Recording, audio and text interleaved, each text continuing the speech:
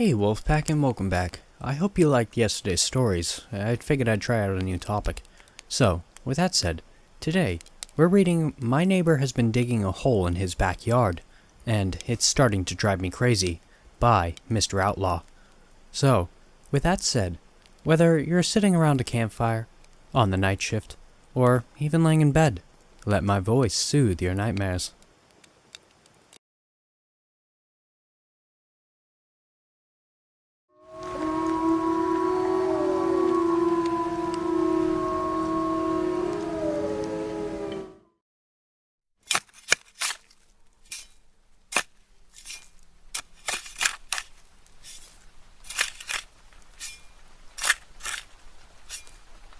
Imagine hearing that for hours on end while you're trying to get some sleep.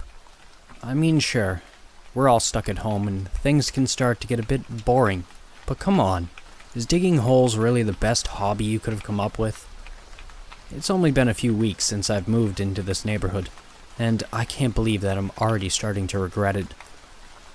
I already knew it wasn't going to be the most idyllic place to live, nor was the house itself all that nice when I saw it. Still, it was good enough. However, it would be dishonest of me to leave out the real reason why I decided to buy the place. It was cheap. Not cheap enough to immediately raise any red flags, but it was at a price that I'd be foolish not to consider. On top of that, I knew the previous homeowner, Tom. Not terribly well, but he was a good enough guy, as far as I could tell. I really thought he was just doing me a favor. He also seemed pretty eager about it, so it didn't really feel like I was taking advantage of him. I remember asking him why he was moving, and he told me that he'd met some girl in Canada and was going up north to be with her. Fair enough, I thought. I asked him about the neighbors as well, and he told me not to worry, since the woman who lived on the house to the right was pleasant and mostly kept to herself. But what about the house to the left? For a moment, it almost seemed as if he were taken aback by the question. "Oh, Dave?" he responded after a moment of silence. "He's a nice enough guy.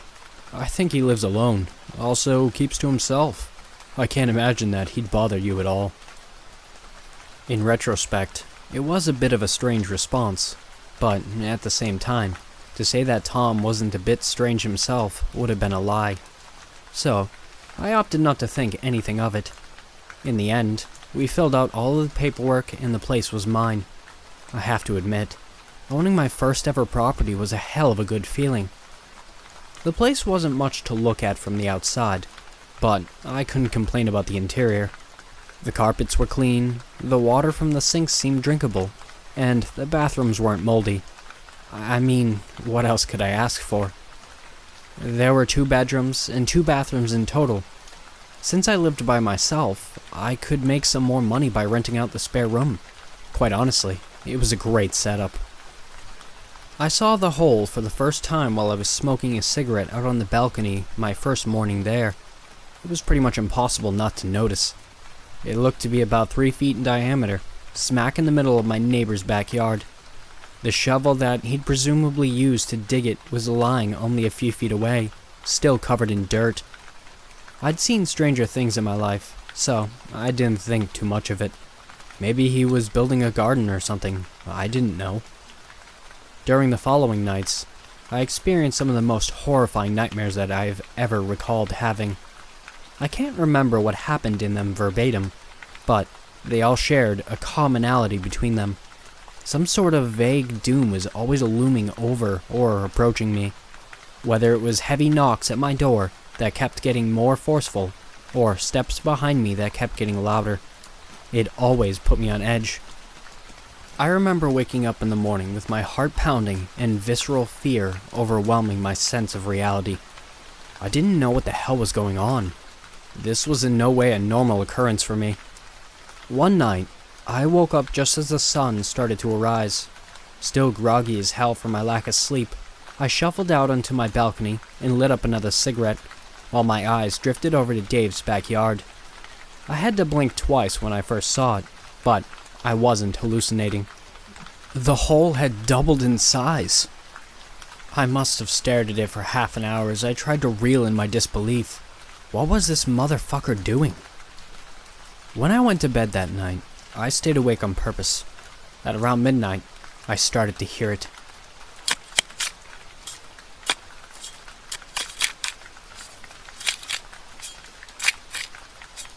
Like a hellish clock that wouldn't stop ticking, I kept track of the time. 12:30, 1 a.m., 2 a.m. It went on all the way up to 5 a.m. 5 goddamn hours of digging during the dead of night. This had to be a joke, right? What was this guy trying to do? Elicit a reaction from his neighbors?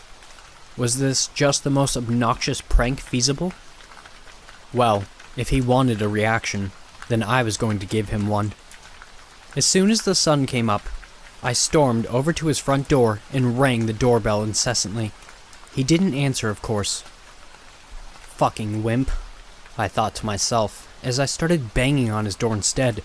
Hey buddy! I yelled. Quit the fucking digging or I'm gonna kick down this door and kick your ass as well! I closed my eyes and took a deep breath, knowing that he might very well be recording everything that I was saying. I didn't want to get into any legal trouble after all. At least dig during the day, I said in a softer tone. Come on, pal, give me a break. I waited a few more minutes for a response, but he didn't come. I just went back home, hoping that he'd gotten the message. I decided to give Tom a call later that day. I asked him whether or not Dave had done anything like this before, and if he had, why he hadn't warned me about it. Digging holes, Tom responded. That is weird. He nearly paused for a whole minute after that, leaving me with the sounds of this heavy breath over the call. Is there something you're not telling me? I asked. Come on, man. I think I'd just try to ignore it, he finally responded. The nerve of this guy. I couldn't believe it. Obviously that's not happening, I said. If this guy keeps doing it, I'm gonna break into his house and toss his shovels into the ocean myself. I wouldn't confront him, Tom replied, his suddenly tone soft and timid. What? Why the hell not? I asked. He went silent for another minute before hanging up on me. I called him back 2 more times, but he wasn't picking up. I was starting to figure out why he'd sold it to me for so cheap. He didn't have the balls to confront the guy himself, so he just sailed ship. Well, that wasn't going to be me. I didn't even try to go to sleep that night. I sat down in the living room with a cup of coffee at midnight, waiting for that bastard to start digging again. And sure enough, he did. As soon as I started hearing that godforsaken noise, I stormed out the front door. This time, I wasn't going to waste any time knocking. I was going to confront that asshole directly. I approached the gate leading into his backyard, only to find it wired shut. What the hell? I thought to myself. I pulled on the handle, but it wouldn't budge in the slightest. What a fucking pain. In a fit of rage, I kicked at it, causing the entire wooden frame to shake. The guy didn't even seem to care. He just kept digging. It was so loud. So obnoxiously loud. I was really nearing my wit's end. In fact, the sound of it was so overbearing, it nearly drowned out the soft tapping that was coming from beside me. Wait, I thought. What is that? I looked over and nearly had a heart attack. There was somebody looking at me through the window at the entrance of my neighbor's house. My eyes adjusted after the initial shock of spotting him, and I was able to discern a man in his mid-late 30s. He had a petrified expression on his face as he looked at me. He put a finger up to his lips and shook his head, as if he were warning to me stop what I was doing. My bravado disappeared in an instant. The despair in his face was palpable, filling me with a deep, sinking sensation in my stomach. As I stood there, still deliberating about what to do, the digging suddenly came to a stop. I could feel my fight-or-flight senses kicking in, but it was different this time.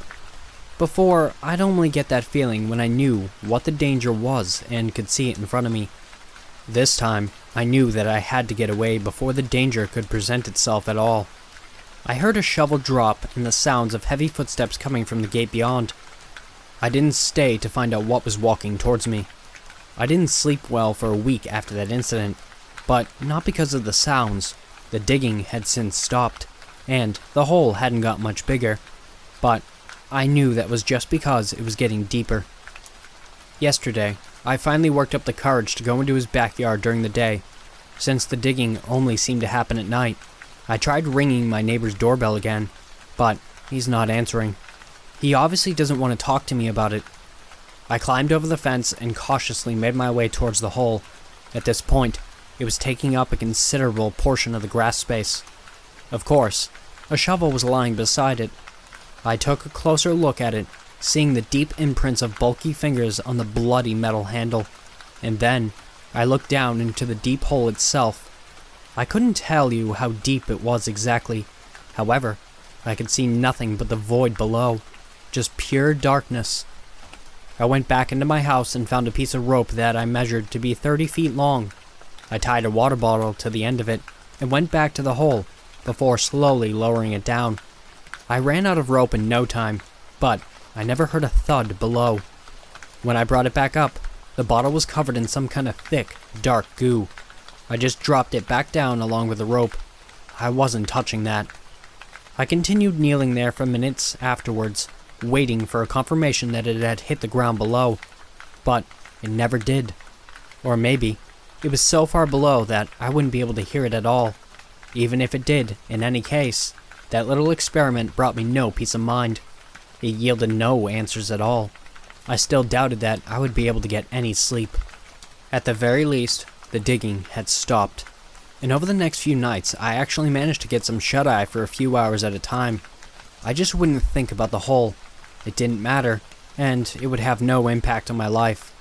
Soon enough, my sleep schedule was back on track. My life was going back to normal. I could smile knowing that this incident would just be a strange one-off in my life, a story that I could tell at parties. I drifted off to sleep tonight without a worry in my head. I prepared myself to have a nice dream, something I hadn't had in a while. Instead, I woke up in the middle of the night in a cold sweat, my entire body shaking. Another nightmare. The worst one I've had yet, and it didn't end when I woke up. The digging was back, even louder this time, almost as if it were coming from my own backyard.